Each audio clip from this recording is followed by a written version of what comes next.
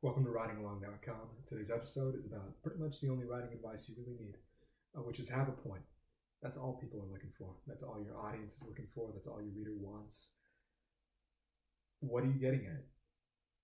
What direction are you headed in? And are we going to get there? When are we going to get there? That's all inherently a reader expects.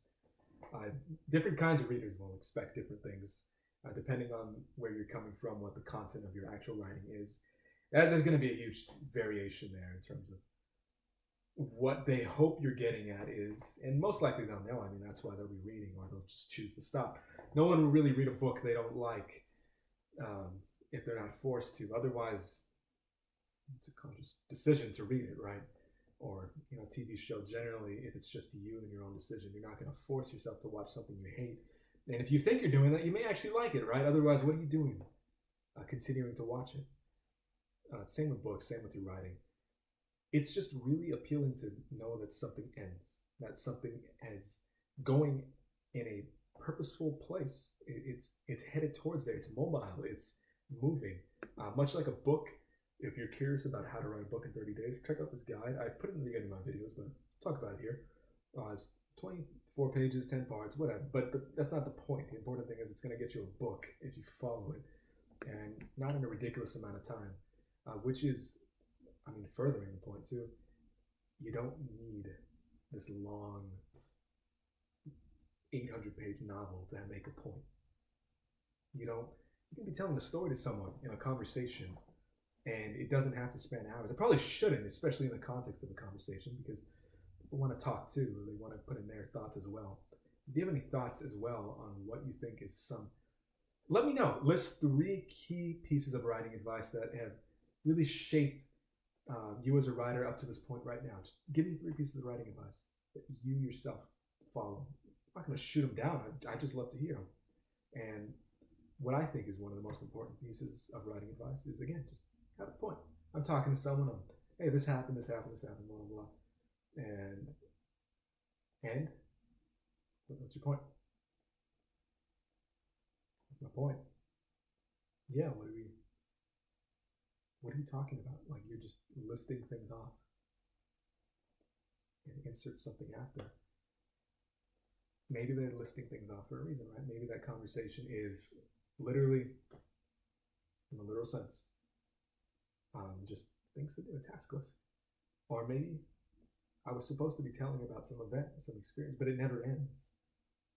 And that's kind of irritating because it's like getting caught in a loop. It's like getting absorbed into the center of gravity, and you're just spinning and spinning into it. And when people feel that, their instinct is to eject. Rightfully so. It's a survival mechanism. You're not going to stay somewhere that's not going to conclusively amount to anything. If something is appearing infinite and it's just kind of, you're getting absorbed into it and it's never going to end. It's almost like you're dying. Being in a conversation where there's no point is like approaching death. A little quicker than you probably like to. So that's why you call it dead end stuff. You're in a dead end job.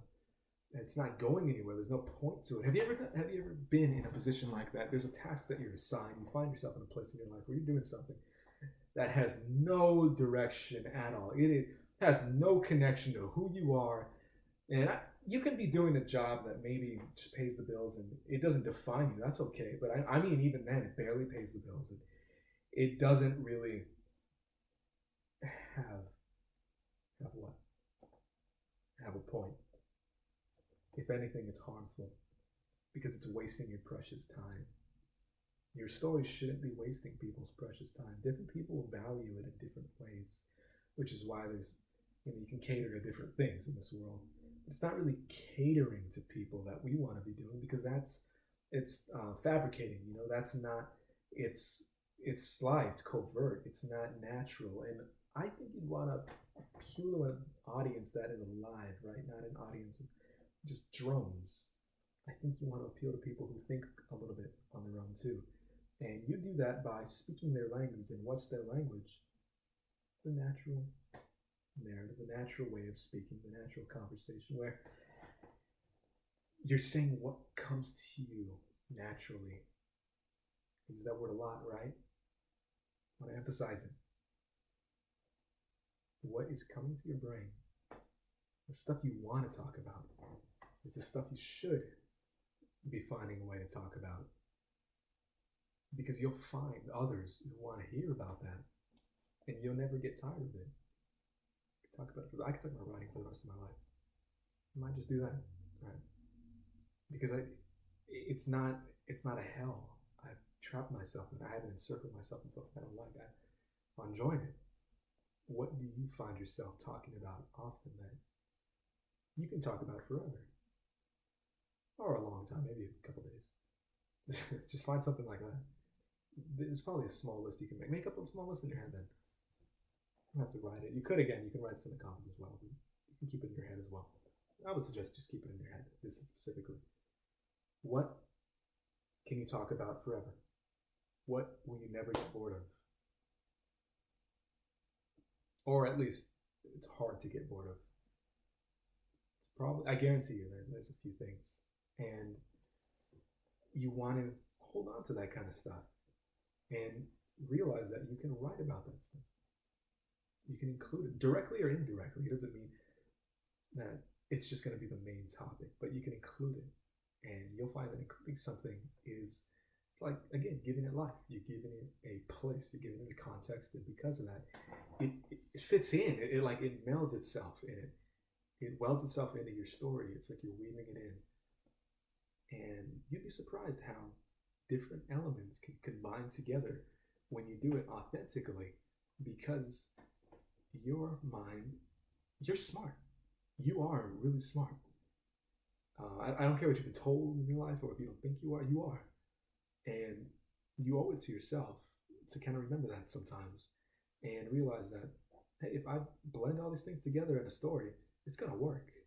I don't know how it's going to work, but it's going to. And that's what I want you to do. Next time you're writing a story, tonight, right after this video, write yourself a little short story and mix all these things together. Look what happens. Make something. By combining, you're creating. When you're telling a series of events, a story, one moment at a time, and you're mixing them together. This event, this thing, this happening, this occurrence, this feeling, putting it together, stirring it together. And what happens? You made a story. And if you had a point to it, if you were mixing it for some kind of reason, some kind of intention, I wanted to convey this to people. I wanted to get these thoughts out of my head. See, it could be very self-aware. It could be very meta-reflective, very recursive, very iterative. That's what you can be doing with your writing as well. It doesn't always have to be something that is hard to pinpoint, like a really evasive target as being your point. But it could be something like that, more sustainable. I want to get these thoughts out of my head. I want to get this experience down because I want others to know about it, or I just want to have some closure with it. Then you write about it. And that's your point. And simply by doing that, you'll find your writing as it becomes, it's like it glues it together, it binds it. Oh, that's the real weaving part. You can have all these different elements and aspects and fabrics, bring them together, give it a point, and you'll see that they come to life. You just created this environment, this ecosystem of words and ideas and thoughts that otherwise can't really be captured. You'd wonder, how did that all go together? How did they blend all that? Think of your favorite TV show or movie, book. I use it a lot because everyone has some kind of favorite, either of those things, any of those things. And sometimes it's some parts of it, you're like, how did that fit in? That's kind of out there. That was not even really connected. Yet somehow having that in it worked. Even if it didn't need to be there, it worked, and you kind of like it, and you're attached to it being there. As writers, we're not just admiring that, though. We're creating that, and to create that when it seems like otherwise there wouldn't be any cohesiveness, there wouldn't be any sense, there wouldn't be anything that ties everything together. Just a simple direction, a simple reason, very, very simple. That's all you need. It's like just a dash of reason. say humans, right? Some of our actions, aren't they just like that, right? Otherwise, illogical, making no sense on the outside. Why did you do that? Just a dash of reason, just a little bit of sense. Add it in and suddenly, oh, okay, that makes sense. Why did this person do this? Like this horrible criminal act. Why would they do such a thing? And then the person reporting on it just says some kind of motive, just a little pinch of sense of human logic. Oh, okay, that makes sense. It's weird, right? It's this strange effect that we don't need to get into necessarily as a whole, because it's too amazing for me to just talk about it on my own. I want you to think about it yourself too. Why does that happen? How does that happen? Does it matter for you as a writer right now? Maybe you can just keep experiencing it. Maybe experiencing that is actually more interesting than studying what it means or what it is. But you will learn about it as you go, as you write, which is what I want you to do. So as I said, I got this guide on my website. I really would like you to check it out. It's completely free. I'll send it, and it can live in your inbox and haunt your inbox as a reminder that you can write a book. Write your book. It's possible. You can do it. No motivation BS. I just mean, I know you're capable of it.